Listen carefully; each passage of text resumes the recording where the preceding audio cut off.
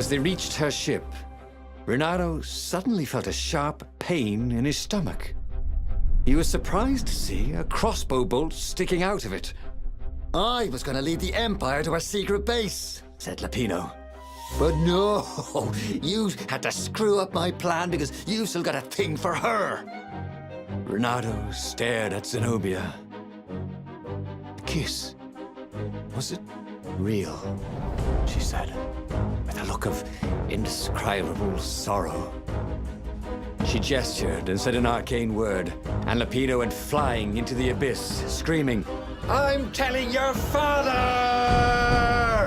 Then she knelt down to cradle his head, and her paws felt very soft and warm. Okay, that was weird. He could have sworn he'd just died. Instead, he was on the Farfarer, sailing away from Ubar. And it was still burning. He'd fled burning Ubar years ago, hadn't he? And now he was back there. Had all those years fighting the Empire been nothing but a vision into the future? A useful vision if it was true. He'd learned something. Lapino was a traitor. Renato had suspected there was something wrong with the Mad Rabbit. But now he knew there was malice behind his goofiness.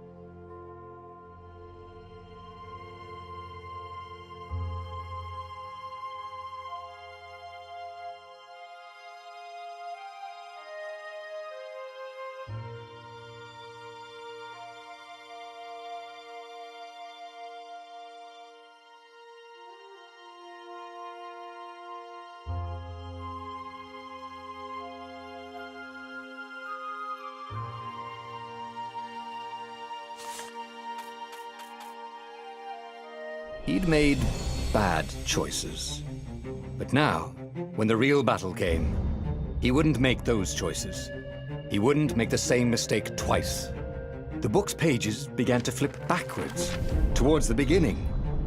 And he realized that his adventure was just beginning. The clouds parted over the Isles of Boreas. It was time to choose. The rebellion was in trouble. Ravens were scouting for the secret rebel base. They needed a game-changer. Pieces of the Sky Ripper had surfaced. Or so a scholar in the mountains had told him. Surely the weapon that banished the lost gods could defeat the Emperor. Also, a temple had risen out of empty desert. The Emperor had brought the Sky Ripper pieces up out of ancient burial by his obscene rituals. Could this be where the Iblis Stone was hidden? Someone better get it before he does, thought Renato. And also, his old friend Lapino needed rescuing. Of course, Renato had a pretty strong suspicion that Lapino had betrayed the rebellion. But could Reynardo really leave an old friend to the Ravens?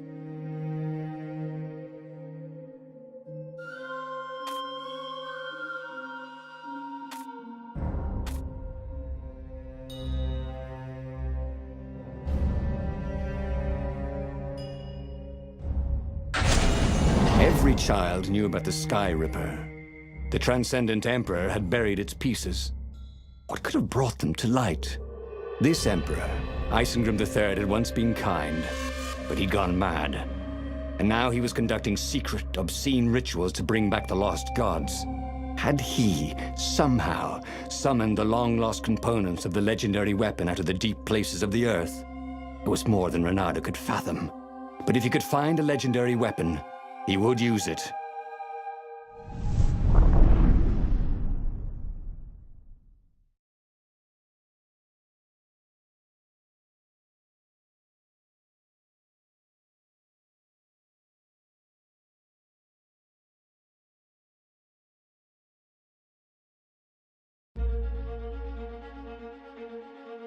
As he set foot on the island, Reynardo couldn't help feeling a bit curious.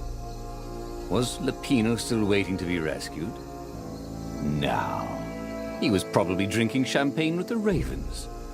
Did ravens drink champagne? Did rabbits?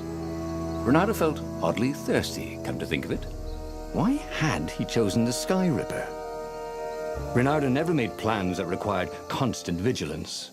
He was a hero. He didn't think too much. He just went with his gut and hoped it all worked out. The Sky Ripper was a long shot. He'd have to devote himself to it. No side journeys, no rescuing old friends. That was against his nature. Could he stick with it?